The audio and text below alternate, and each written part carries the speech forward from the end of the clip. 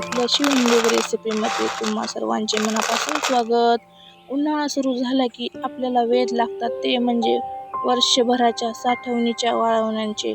आज मी तुम्हाला दाखवणार आहे अगदी जुन्या पद्धतीने चुलीवर बनवलेले खुसखुशीत आणि चटपटी तांदळाचे कुरकुरे. बनवण्यासाठी आपल्याला खूप काही लागत नाही, घरी उपलब्ध असलेल्या साहित्यातच हे तयार होतात. चला तर मग वळूया आपल्या रेसिपीकडे. सगळ्यात आधी मी इथे 1 वाटी तांदूळ घेतलेला आहे. ते आपण स्वच्छ पाण्याने 2 ते 3 वेळा धुवून घेणार आहोत आणि रात्रभर किंवा 5 ते 6 तास भिजायला ठेवू. तांदूळ छान भिजले की आपले कुरकुरे एकदम मऊ आणि पांढरशुभ्र होतात. आज आपला दुसरा दिवस आहे. काल आपण जे 1 वाटी तांदूळ भिजत घातले होते ते आता मस्त फुगलेले आहेत. मी चूल पेटून घेतलेली आहे. आपण हे तांदूळ कुकरमध्ये शिजवणार आहोत. त्यासाठी मी इथे माती आणि थोडं मीठ ह्याला आपण लावून घेणार आहोत कुकरच्या बुडाला, जेणेकरून आपला कुकर चुलीवरती ठेवल्यावर काळा होणार नाही आणि धुतानी पटकन निघेल. इथे मी कुकरला माती लावून घेतलेली आहे. आता तो आपण चुलीवरती ठेवून देऊया. एका वाटीला 5 वाट्या असं पाणी टाकलेलं आहे, म्हणजेच एका वाटीला 5 पट पाणी आपल्याला इथे घालायचे आहे. 2 वाटी असतील तर 10 वाट्या, 1 वाटी असेल तर 5 वाटी. हे माप अचूक ठेवा, कारण की हे जर माप बिघडलं तर तुमचे कुरकुरेही बिघडले जातील. भिजून घेतलेला 1 वाटी तांदूळ यामध्ये घालून घेऊ. त्याचबरोबर आपल्याला 1 चमचा इथे थोडंसं मीठही घालायचं आहे. तुम्ही चवीनुसार टाकू शकता. त्याचबरोबर आपल्याला इथे 2 चमचे पापड खार घालायचा आहे.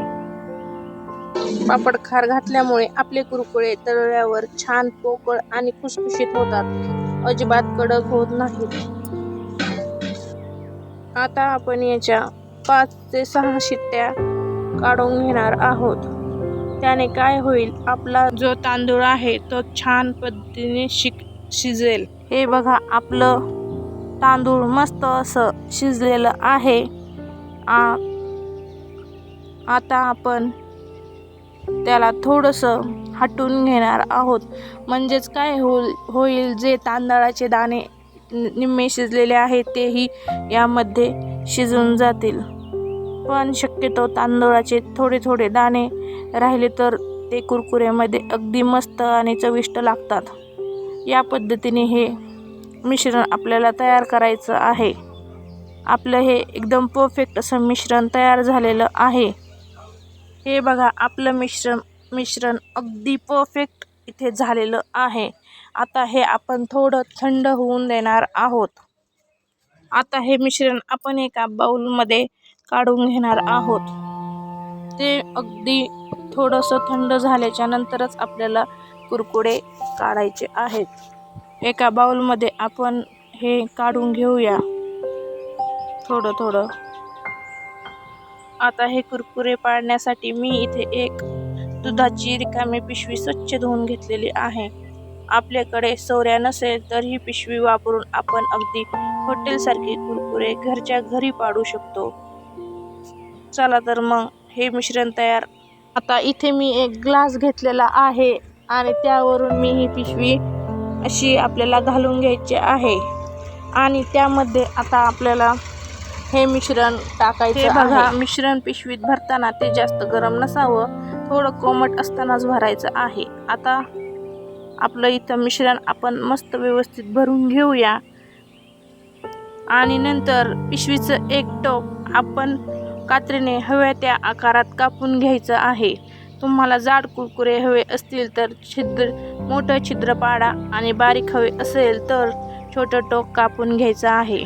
शक्यतो आपल्याला जाडच इथे कुरकुरे करायचे आहेत, कारण की ते वाळल्याच्या नंतर बारीक होतात. इथे मी एक प्लॅस्टिकचा कागद घेतलेला आहे. त्याला आपण थोडंसं तेल आणि पाणी लावून घेऊया, कारण की याने काय होते, आपले कुरकुरे चिटकत नाहीत. इथे मी व्यवस्थित असं तेल आणि थोडंसं यावर पाणी लावून घेतलेलं आहे. आता आपण यावर कुरकुरे पाडणार आहोत. चला, आपली सगळी तयारी झालेली आहे. आता आपण कुरकुरे पाडण्यास चालू करू. पहा किती छान आणि सहज आणि पटपट कुरकुरे पडत आहेत. पिशवी वापरल्यामुळे हाताला चटकेही लागत नाहीत आणि आकारही अगदी मनासारखा येतोय. अगदी हुबेहूब बाजारात मिळतात तसे कुरकुरे तयार होत आहेत. पिशवीवर हलका दाब दिला की मिश्रण अगदी एकसारखं बाहेर येतंय. जास्त बारीक हे कुरकुरे पाडू नका, कारण की ते वाळल्यानंतर लहानच होतात. असे मोठालेच आपल्याला कुरकुरे इथे पाडून घ्यायचे आहेत. इथे मी सगळे कुरकुरे पाडून घेते. मैत्रिणींनो, तुम्हाला ही रेसिपी आवडली असेल तर लगेच खाली दिलेल्या सबस्क्राईब बटनवर क्लिक करा.